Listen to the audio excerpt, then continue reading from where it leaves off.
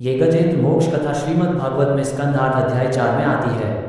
क्या आपको पता है इस कथा में मगरमच्छ कौन है? तो सुनो। गंधर्व लोक में हुहु नाम का एक गंधर्व राजा रहता था। एक बार की बात है, राजा हुहु तालाब में अपनी पत्नियों के साथ जल विहार कर रहे थे। उसी समय वहां देवल ऋषि स्नान कर रहे थे। हास्य विनोद में राजा हुहु ने ऋषि का पैर पकड़कर खींच लिया। ये देखकर देवल ऋषि अत्यंत क्रोधित हो गए। उन्होंने हुहु को मगरमच्छ बनने का श्राप दे दिया। श्राप सुनकर राजा हुहु को अत्यंत पश्चाताप हुआ।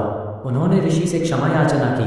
तब ऋषि ने दया करते हुए कहा कि जब भगवान विष्णु गजेंद्र का उद्धार करेंगे उसी समय तुम्हें भी इस श्राप से मुक्ति मिलेगी।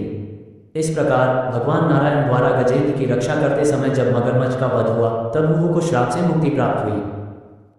हम अब गजेंद्र हाथी का पूर्व इतिहास बताएंगे। जो ये कथा सुनता है वह बुरे सपने से बच जाता है। गजेंद्र पूर्व में एक वैष्णव थे और पांड्य नामक देश का राजा था जो द्रविड़ प्रांत में स्थित है।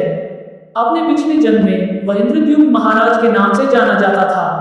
इंद्रद्युम्न महाराज ने पारिवारिक जीवन त्याग कर मलाया पर्वतमाला में शरण ली, जटाएं धारण करते थे और सदा तपस्या में लीन रहते थे। जब इंद्रद्युम्न महाराज भगवान की उपासना करते हुए समाधि में लीन थे तभी महान ऋषि अगस्त्य मुनि अपने शिष्यों से घिरे हुए वहां पहुंचे। जब मुनि ने देखा कि महाराज इंद्रद्युम्न जो एकांत स्थान पर बैठे थे मौन बैठे रहे और उनका स्वागत करने की शिष्टाचार का पालन नहीं किया तो वे बहुत क्रोधित हुए। अगस्त्य मुनि ने तब राजा को यह श्राप दिया, ये राजा इंद्रद्युम्न बिल्कुल भी विनम्र नहीं है। नीच और अशिक्षित होने के कारण इसने एक ब्राह्मण का अपमान किया है। अतः वह अंधकार लोक में प्रवेश करे और हाथी के मन मूक शरीर को प्राप्त करे।